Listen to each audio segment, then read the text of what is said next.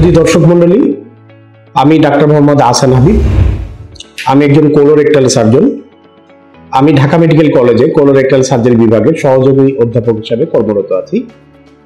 আজ আমি আপনাদের সামনে ফিস্টুলা ইন অ্যানো বা অ্যানাল ফিস্টুলা রোগ নিয়ে আলোচনা করব। ফিস্টুলা বাংলাদেশে একটি কমন রোগ। এটি একটা ফিস্টুলার সহজভাবে বোঝাতে হলে এটি এক ধরনের নালী, যেই নালীর বাইরের মুখটা আমরা দেখতে পাই, এবং এই নালীটা একটা মুখ মলদ্বারের ভিতরে থাকে, যে কারণে এই নালী আর শুকায় না। অনেকে মনে করেন যে ফিস্টুলা হয়েছে যেহেতু এটা একটা ইনফেকশন, অ্যান্টিবায়োটিক খেতেই থাকে, কিন্তু এটা আসলে সেভাবে কিউর হবে না। এই যে একটা মুখ বাইরে থাকলো, এই মুখ দিয়ে মাঝে মাঝে পানি বের হয়, পুজ বের হয়, রক্ত বের হতে পারে, এই যে ভিজা থাকে, এটা কি বলে ফিস্টুলা। এটি বাংলাদেশে বেশ কমন, এবং পুরুষ এবং মহিলাদের মধ্যে পুরুষদের কিছুটা বেশি, এবং ইয়াং মিডিল এজ অর্থাৎ 30 থেকে 40 বছর বয়সে বেশি হয়। এই রোগীগুলো আমাদের কাছে যখন আসে তখন আমাদেরকে বলে, ডাক্তার সাহেব, আমি একেবারেই ভালো ছিলাম, 6 মাস আগে আমার মলদ্বারের পাশে হঠাৎ করে একটা জায়গায় ফুলে উঠলো, অনেক ব্যথা এবং জ্বর, সেই ব্যথা সহ্য করা যায় না। তারপর 3 থেকে 4 দিন পরে হঠাৎ করে সেটা ফেটে পুজগুলো বের হয়ে যায়। বের হওয়ার পরে আমি তো ভেবেছি ব্যথা কমে গেল, ভালো হয়ে যাবে, এত অ্যান্টিবায়োটিক খাচ্ছি, কিন্তু এই 6 মাস ধরে ও আর ভালো হচ্ছে না, ওই মুখটা থেকেই যায়, মাঝে মাঝেই ওখান থেকে পানি পুজ আসে। এছাড়া কিছু কিছু রোগী এসে বলে, ডাক্তার সাহেব, আমি কিন্তু এখন একদম ভালো আছি, কিন্তু আমার ঠিক এই জায়গাতে, মলদ্বারের পাশের এই জায়গাতে একটা সুপারির মতো ফুলে ওঠে, তারপর তখন আমার অনেক ব্যথা হয়, কষ্ট হয়, জ্বর আসে, তারপর 2-4 দিন পরে সেইটা ফেটে পুজগুলো বের হয়ে যায়। বের হয়ে গেলে আমি তখন ভালো হয়ে যাই। ভালো হয়ে গেলে তখন আর কিছুই থাকে না, একদম ভালো হয়ে যায়।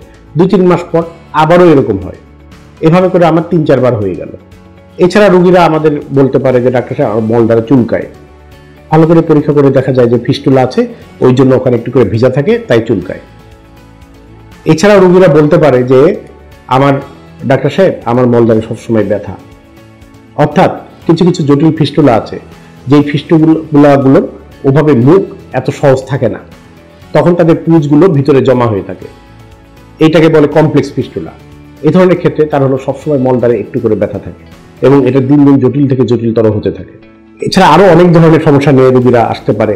ওই যে ফিস্টুলার মুখ থেকে একটু করে রক্ত বের হয়, এই রক্তের জন্য আসতে পারে, এবং এমনও হতে পারে যে তার তেমন কোনো সমস্যাই নাই, মাঝে মাঝে একটু করে প্রবলেম হয়, ওই জায়গাটা একটু করে ব্যথা, একটু করে ভিজা থাকা, এরকম ব্যথা সমস্যা হয়। কি কারণে ফিস্টুলা রোগটি হয়? ফিস্টুলা রোগের অনেক কারণ আছে। তার মূল কারণ হলো যে আমাদের মলদ্বারের ডেন্টেড লাইন, অর্থাৎ মলদ্বারের যে বাইরের অংশ, অর্থাৎ অ্যানাল ভার্স বলে, ওখান থেকে ঠিক 1.8 সেন্টিমিটার ভিতরে ডেন্টেড লাইন থাকে, যেই বরাবর 6 থেকে 8টা গ্রন্থি থাকে, অ্যানাল গ্ল্যান্ড থাকে।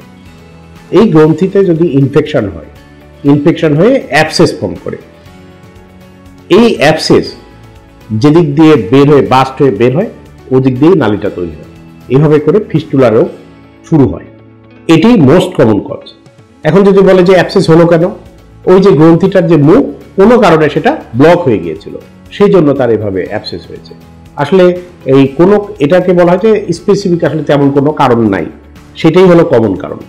আর এছাড়া কিছু ক্ষেত্রে কারণ থাকতে পারে, যেমন একটা ফরেন বডি ওখানে আটকা পড়ে গেছে, মাছের কাঁটা একটা ওখানে আটকা পড়ে গেছে, দিয়ে ওইখানে ইনফেকশন হয়ে ওখানেই পুজ, পরে পুজ বাস্ট হয়ে বের হয়েছে, এই ফিস্টুলা হয়ে গিয়েছে। এছাড়া ক্রনস ডিজিজ, টিউবারকুলোসিস, ক্যান্সার, এ ধরনের রোগেও তার ফিস্টুলা হতে পারে, কিন্তু এগুলো কমন নয়।